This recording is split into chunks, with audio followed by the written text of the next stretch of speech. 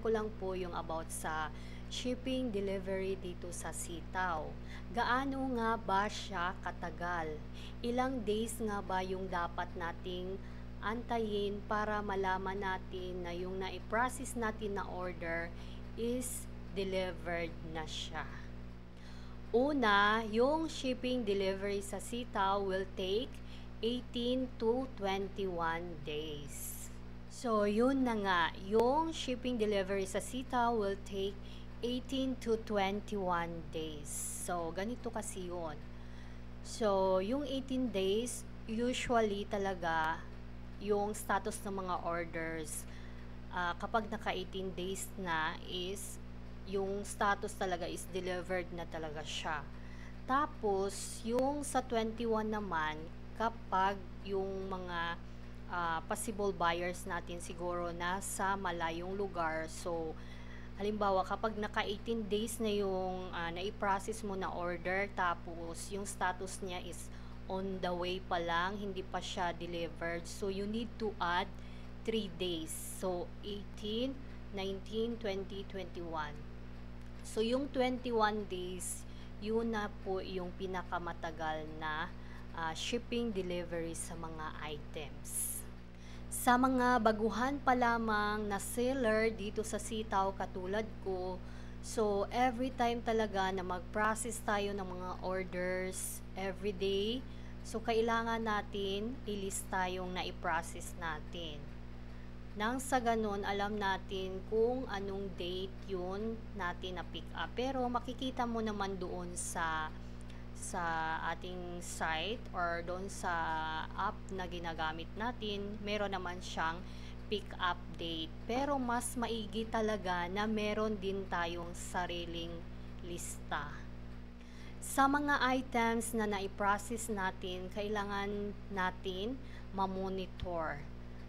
Kasi nga, doon natin malalaman kung ano na yung status ng kanyang delivery. So, kapag hindi natin na-i-check, so, hindi natin malalaman kung delivered na ba yung item na yun. Ngayon, nandito na ako sa aking dashboard. So, ipapakita ko sa inyo para maintindihan nyo.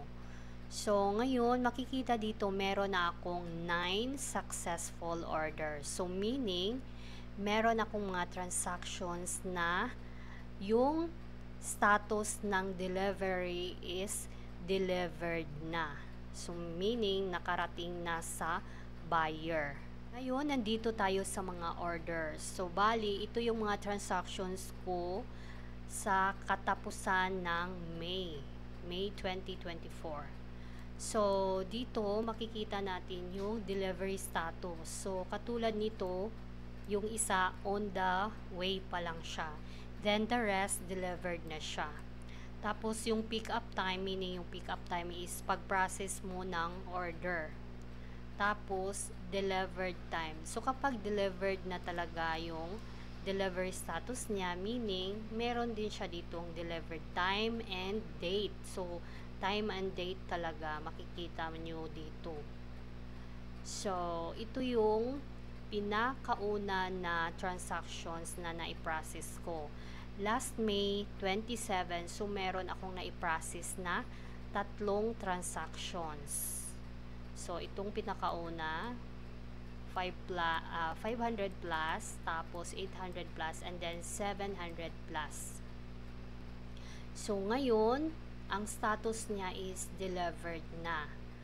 Sa mga na-i-process ko last May 27, 2024, so itong 3, bali hindi pa siya umabot ng 18 days. 16 days pa lang siya. Bali by June 14 siya mag 18 days. Tapos ngayon yung delivery status niya is delivered na siya. So at least mas okay siya kasi nga hindi pa siya umabot ng 18 days and ayan, delivered na yung item.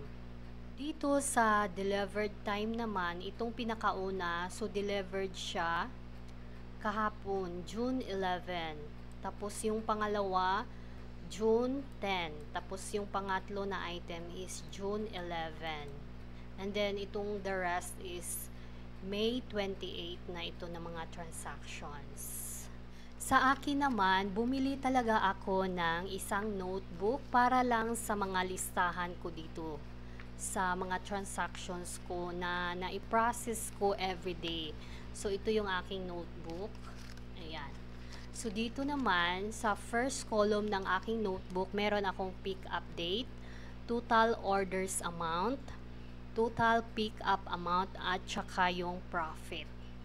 So, yung pinakauna is pick up date kasi nga, mas madali ko siyang ma-check. And hindi ko na kailangan mag-login doon sa browser or sa cellphone. And ayan, makikita ko na talaga yung mga date dito sa pag-process ng mga orders or mga transactions.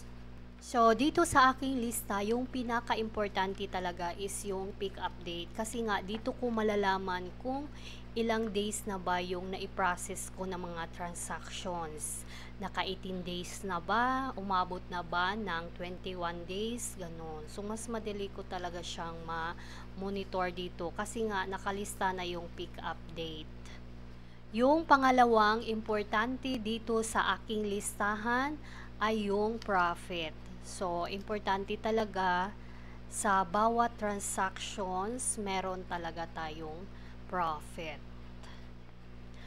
Ngayon, depende na sa inyo kung anong strategy ba yung gagawin nyo para mas madali nyo ma-monitor yung delivery status ng bawat transactions na nai-process nyo na. Yun lang po today and thank you for watching.